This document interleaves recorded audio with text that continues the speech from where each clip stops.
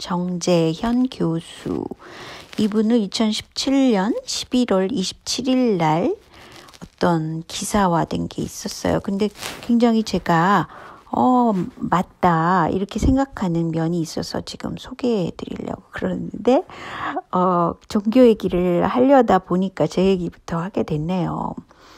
근데 뭐냐면 종교라는 거는 어떤 물질주의적인 생각이 들어가면 일단 그것은 무속신앙에 가까운 거죠. 그거는 자기의 정신적인 세계에 그런 어떤 고귀하다 그래야 되나요? 아무튼 정신적인 추구, 정신적인 가치 이런 것과는 다른 세계가 되는 거 아니에요. 물질적인 추구라는 건. 그래서 그 기독교 이분의 이제 설명을 일단 해드릴게요. 굉장히 정확한 판단이라고 봅니다. 이분은 인간은 다양한 종교 현실을 가지고 있다. 그런데 그 미국 여론조사 기관에서 조사한 바에 따르면 세계 69억 인의 인구 중에서 84%가 종교를 갖고 있다. 가장 종교가 많은 종교인으로서는 기독교인이에요. 31.5%. 그 다음에 이슬람교가 23%. 쭉 있고요. 불교인은 7%밖에 안 된다네요. 그러니까 이렇게 다종교 상황에서 한국의 경우는 순도 100% 기독교인이라고 할 수 없다는 거예요. 이분의 결론은. 그러면서 이제 개신교의 신자 숫자가 점점 줄어들고 있다고 그러잖아요. 한국에서는. 그런데 그 이유를 보면은 이분의 생각엔 그 한국인의 문화적, 종교적 심성에서는 종교라는 것 자체가 굉장히 큰 비중을 차지한다. 그렇지만 기독교는 20%밖에 안 되고 무속신앙이 50%랍니다. 그 다음에 유교가 30%라고 그래요. 그런데 이제 불교는 또 약 20%라고 생각한답니다.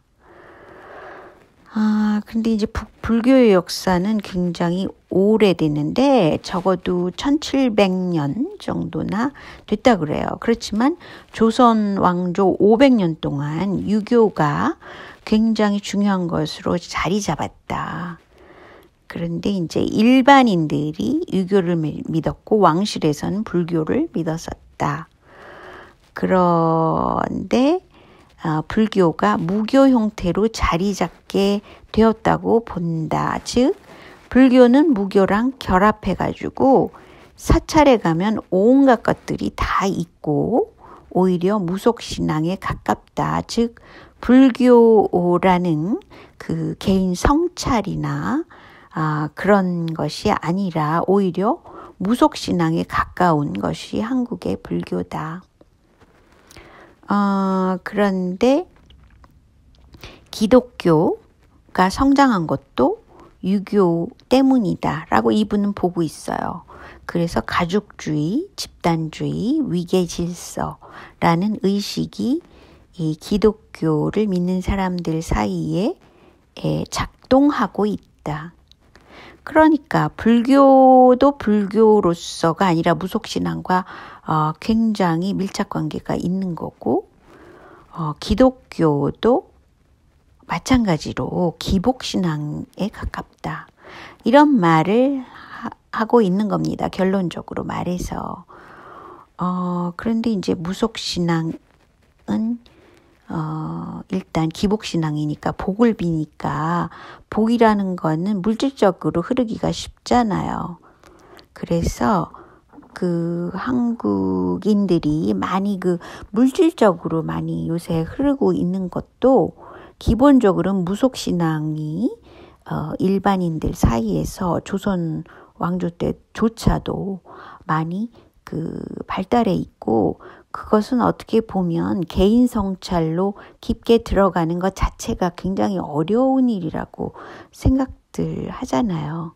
그래서 그런 것 같아요. 가령 예를 들어서 그 물질적인 것이 더 쉽죠. 가까이 가기가. 그런데 정신적인 가치는 사실은 가까이 가기가 그만큼 어렵다는 것이죠. 그게 이제 인간의 속성이기 때문에 그럴 수도 있어요. 그런데 이제 한국에서는 특히 유교라는 것은 종교라기보다는 그냥 생활 철학이라고 볼 수 있죠. 그래서 유교의 중심 가치는 가족주의고 또 집단주의고 위계질서잖아요. 그렇기 때문에 그런 의식이 그대로 기독교에도 있고 불교에도 있는 것이라고 볼 수 있죠. 그런데 이제 종교적인 것을 좀 보면은요, 한국의 경우는 그 기독교 개신교들이 교회가 뭐 숫자가 말도 못하게 많잖아요. 그런데 특히 교회가 어느 정도 커지면 교회를 크게 짓고 대형 교회로 크게 짓고 그래서 그 집단 속에 가면은 비즈니스 마인드로 많이들 가더라고요. 가령 예를 들어서 뭐 거기 가게 되면 내가 무엇을 사업을 한다 그러면 다들 걸로 몰려서 도와주고 그러잖아요. 그러니까 얼마나 물질주의가 팽배하다고 볼 수 있죠. 그리고 뭐 우리가 남이가 뭐 이런 식의 사고방식. 그리고 또 한 가지는 선교 비용을 굉장히 많이 그 예산으로 잡고 있어요. 그 교회들이 큰 데는. 그래서 무슨 사업을 자꾸 하려고 그러잖아요. 그래서 이제 해외로 가서 포교를 한다든가 그런 거를 많이들 하지요. 그래서 어떻게 보면 한국의 개신교를 볼 때 굉장히 물질적이 되고 실질적으로는 그 예수님이 추구하던 그런 가치관과 정반대의 것으로 많이 갔죠. 기복적이고 기복신앙적이고 물질적이고 뭐 그렇잖아요. 그런데 선교는 해라 그런 게 이제 또 기독교에서 그렇게 또 밑바닥에 그런 게 있으니까 바울의 신앙이나 뭐 이런 쪽에서 볼 때는 그런데 선교 활동이 왕성하기 때문에 또 한국인의 성향이 굉장히 진취적이거든요. 뭐 뭘 할 때는 해외로 나가서 뭔가를 하고 싶어 하고 그런 게 있잖아요. 그리고 그거를 하나의 활동으로 기록되기를 원하고 그런 것과 잘 조화를 맞아서 어떻게 보면 한국 교회의 역할에 대해서 굉장히 미국 그 보수 쪽에서는 중시를 하고 있는 것이 사실입니다. 뭐 그럼에도 불구하고 그 한국 개신교는 욕을 먹고 또 물질적으로 흘러가지고 뭐 교회 돈으로 땅 장사를 한다거나 선교비가 뭐 270억 아니 세상에 이게 말이 됩니까? 그러니까 이렇게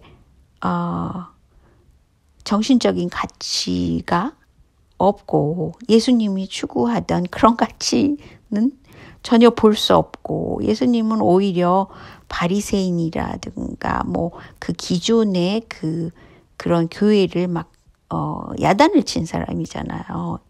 잘못됐다 이런 식으로. 근데 어쨌든 그 기독교가 1948년도에 네덜란드 암스테르담 총회를 열어가지고 교회 협의회라는 것을 결성하게 됐다고 그러나요? 그래서 WCC라고 그러는데 이것은 그 대부분의 성공회를 포함한 뭐 감리교, 장로교 그렇잖아요. 큰 교회가 개혁교 그런 개신교와 동방정교회가 여기 참여하게 됐다고 그래요. 이걸 두고 교회 일치 운동이라고 그런답니다. 그런데 이제 1970년대부터 천주교회가 참관인 자격으로 참여를 하면서 뭐 개신교, 천주교, 정교회 이런 그 교회 단체들의 구분이 그만큼 줄어들고 하나의 협의회의 성격을 더 많이 가진 거죠. 그래서 이제 어떤 신학적인 차이로 참여하지 않는 그런 교회 계열도 있지만 그렇게 이제 교회의 일치 운동도 일어나고 있어요. 그런데 이제 제가 우연히 보게 된 것으로는 그 현재 그 신세계 질서를 추구하고 있는 그런 세력 중에 하나로서 로마 카톨릭을 지적하는 사람들이 있더라고요. 그래서 이제 그 종교적인 세계 단일 정부를 세우기 위해서 500년간 그동안에 모든 사회 영역에 침투에 들어가서 준비했다. 뭐 이런 식으로 그 제수이 교단에 대해서 굉장히 그 비판적으로 보는 시각이 있더라고요. 그런데 이제 역사적으로 보면 예수회 제수이 교단이라는 것은 임진왜란을 일으켰던 바로 그 교단이라는 거죠. 근데 실질적으로는 카톨릭 교회의 비밀 조직이었다. 이런데 이제 도쿠가와 이에야스라는 그런 일본의 그 지도자라고 볼 수 있죠. 이 직위는 제가 잘 모르겠어요. 근데 이제 이 사람이 그 천주교인들을 막 완전히 소탕해버리고 예수회를 추방시켰다고 그래요. 왜냐하면 그만큼 예수회 자체가 위험하다고 생각을 했겠죠. 일본을 위해서는. 그렇지만 수백 년 이후에 미국 함대를 끌고 와서 예수회가 일본 땅을 점령이 아니라 일본을 개항시키게 됐다고 그래요. 그래서 메이지 유신을 해서 정권을 장악하고 그 이후에 한국, 그 당시에는 조선이죠. 조선을 점령하게 한 것. 그것의 그런 역사적인 사실. 그래서 이제 천주교인들을 많이 포섭하고 만들고 그런 역사적인 사실이 있다고 그러네요. 그래서 교회의 그런 분파도 굉장히 다양하지만 어떻게 보면 이런 역사를 보면 좀 섬뜩한 그런 면도 있다고 그래요. 그런데 이제 교회가 현재 교회들의 그 경향성이 서로 다른 종파라 하더라도 그 뭐 세계 평화를 위해서 함께 하자라든지 이런 일체화하는 그런 경향성이 나타나고 있잖아요. 뭐 가령 통일교와 또 원불교와 친하다든가 뭐 통일교와 개신교와 또 보수적인 그런 개신교와 또 친하다거나 원불교와 천주교와 친하다거나 뭐 이런 관계들을 이렇게 보면 그렇다는 거죠. 그런데 저는 종교라는 것도 가장 밑바닥에는 그 사회에 좋은 일을 해야 된다고 봅니다. 그래서 그 사회에 어떻게 부패하고 그 사회를 망치는 그런 세력이 돼서는 좋은 종교라고 볼 수가 없죠. 그 타이틀이 무엇이건 간에요. 그런 의미에서 뭐 삼성 쪽에서 원불교로 또 유명하잖아요. 근데 원불교의 유명한 인사로 말해지고 있는 사람들은 유명한 그 사람이 홍석현 씨, 그리고 삼성그룹의 이건희 전 회장하고 그 부인인 홍나희 씨 또 있고 또 박지원 씨도 있고 김무성 씨, 김종인 씨까지 이렇게 뭐 쟁쟁한 정치인들이 많이 원불교 사람으로 간주되고 있다는 거예요. 근데 뭐 다른 건 다 좋아요. 뭐 종교는 가질 수도 있죠. 그렇지만 왜 그 한국이라는 사회에 그래도 좋은 쪽의 일을 해야지. 삼성 같은 경우에는 너무 부패한 그런 사회로 오히려 가도록 한다는 거죠.